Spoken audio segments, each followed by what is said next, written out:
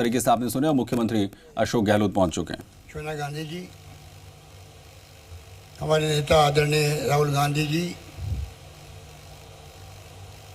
मल्लिकार्जुन खड़गे साहब, प्रियंका गांधी जी, अधीर रंजन चौधरी जी, हमारे प्रदेश के प्रभारी अजय माकन जी, वेणुगोपाल जी, छत्तीसगढ़ के मुख्यमंत्री भूपेश बघेल जी, प्रदेश कांग्रेस कमेटी का अध्यक्ष गोविंद दत्ता जी, यहाँ पधारे हुए तमाम CWC के माननीय सदस्यगण, पूर्व मुख्यमंत्रीगण, पूर्व केंद्रीय मंत्रीगण, पूर्व प्रदेश के अध्यक्षगण, AIC के तमाम पदाधिकारीगण, CAB लीडर्स, प्रदेश अध्यक्षगण, अग्रिम संगठनों के तमाम हमारे साथीगण, मेरे प्यारे युवा साथियों, भाइयों और बहनों, नौजवान साथियों, मैं सबसे पहले आप सबका अपनी ओर से, प्रदेश वासियों की ओर से हार्दिक स्वागत करता हूँ। जैसा अध्यक्ष जी ने कहा, हमारे लिए सौभाग्य की बात है कि सोनिया गांधी जी ने और राहुल जी ने इस शिविर का स्थान चुना, राजस्थान उदयपुर।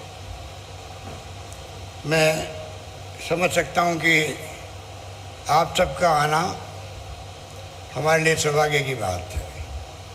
जो चेहरे नज़र आ रहे हैं नए पुराने, उससे हम सब गौरव का अनुभव कर रहे हैं। एक नई शुरुआत देश की राजनीति होने जा रही है। ऐसे वक्त में जब कोई नहीं जानता कि देश किस दिशा में जा रहा है और किस दिशा में जाएगा, क्या संविधान की धज्जियाँ उड़ रही हो, लोकतंत्र खतरे में हो,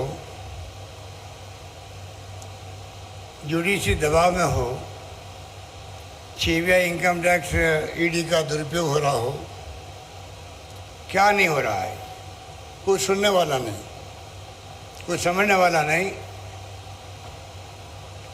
किसी को आवाम से भय भी नहीं है। हमारे वक्त में हर वक्त कांग्रेस के नेतृत्व लोग क्या कहेंगे, उसके आधार पर लोकतंत्र की भावनाओं की कदर करते फैसले करते थे। कई मुख्यमंत्री होंगे, कई केंद्रीय मंत्री के इस्तीफे हो गए। इनके लिए कोई मायने नहीं रखता है लोकतंत्र।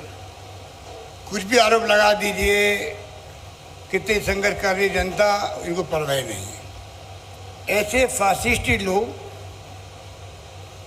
धर्म के नाम पे काबिल हो गए देश के अंदर, जो आसान काम है। विचारधारा की लड़ाई अलग है, पर धर्म जाति ऐसी चीज़ है कि आप भड़का सकते हो, दंगे भी, हिंसा कर सकते हो रहा है देश के अंदर। राजस्थान तो टारगेट नंबर 1 अब जहाँ जहाँ चुनाव आते हैं वहाँ वहाँ ये टारगेट बना लेते हैं। दंगों का, CBI इनकम टैक्स ED के छापों का आप देख रहे हो। इनके लोग दूध के धुले हुए हैं, कहीं छापा नहीं पड़ेगा इनकम टैक्स का, ED का, CBI का। कितने लोग जेलों में बंद है, कोई सोच नहीं सकता, हमें मालूम ही नहीं है। जिग्नेश मेवानी एक MLA 2500 किलोमीटर ले आ करके उनको आप कैद कर दो, बेल हो तो वापस उसके ऊपर आरोप लगा के वापस जेल भेज दो। ये अपना में उदाहरण है एक। बाकी ऐसी घटना कितनी हो रही है साहित्यकारों के ऊपर, पत्रकारों पर, लेखकों पर, कोई सोच नहीं सकता है। आर्टिकल लिखते लिखते थक गए हैं कई साहित्यकार, लेखक। तो ये हालात बन गए। तनाव का माहौल है, हिंसा का माहौल है देश के अंदर। सोनिया गांधी जी सहित 13 विपक्षी पार्टियों ने अपील करी प्रधानमंत्री से, आप प्रधानमंत्री हो, देश में तनाव है, शांति का माहौल है, आप अपील कीजिए शांति की। वो नैतिक साथ नहीं जुटा पा रहे। नैतिक साथ है ही नहीं तो क्या जुटाएंगे। इन हालातों में देश चल रहा है। इसलिए मैं इस मौके पर, ये बहुत मुबारक मौका हमारे लिए इसलिए है, 3 दिन तक हम लोग तमाम वरिष्ठ लोग बैठे अपने अनुभव का लाभ देंगे। नौजवान पीढ़ी के लोग आए हैं, वो अपने फ्यूचर को देख करके कांग्रेस की नीतियाँ, उसके कार्यक्रमों के सिद्धांत जो महात्मा गांधी, पंडित नेहरू, सरदार पटेल, मौलाना अबुल कलाम आज़ाद के वक्त के हैं, अमेरिका का वक्त का संविधान है, दुनिया लोहा मानती है। आज देश कहाँ के कहाँ पहुँच गया आज़ादी के बाद में 70 साल के अंदर। इनको शर्म ही नहीं आती कहते हुए कांग्रेस ने 70 साल में क्या किया। इतनी बेशर्मी से बोलते हैं, पूरा देश सुन रहा है। कांग्रेस मुक्त भारत में ला देंगे। मैं कई बार कहता हूँ कांग्रेस मुक्त तो कभी होगी नहीं। कांग्रेस का इतिहास, उसके कार्यक्रमों के सिद्धांत देश के डीएनए की तरह है। सोनिया गांधी के नेतृत्व में जिस रूप में हमने देखा है यूपीए गवर्नमेंट को ऐतिहासिक फैसले किए उन्होंने भी। पहली बार अधिकार दिया गया लोकसभा के कानून बना करके, चाहे सूचना का हो, चाहे नरेगा का हो, चाहे फूड सिक्योरिटी का हो, चाहे एजुकेशन का हो, इतिहास में दर्ज है। हमारी खाली कमजोरी है कि हम काम करते हैं, मार्केटिंग नहीं करते हैं। और ये इतने झूठे फरेबी लोग हैं, काम कुछ नहीं करते हैं। कभी गुजरात मॉडल की बात कर लेते हैं। ये आरएसएस और बीजेपी के जो फासिस्ट तत्व हैं, इनका काम यही है। इसलिए मैं लंबी बात नहीं करता हुआ, मैं मुबारक मौके पर सोनिया जी का, राहुल जी का, आप सबका मैं हार्दिक स्वागत करता हूँ।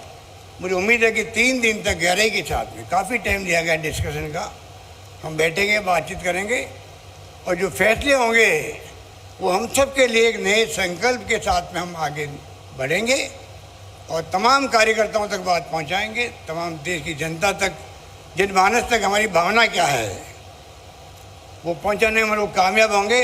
यही बात करता मैं अपनी बात समाप्त करता हूं। धन्यवाद। जय हिंद। धन्यवाद।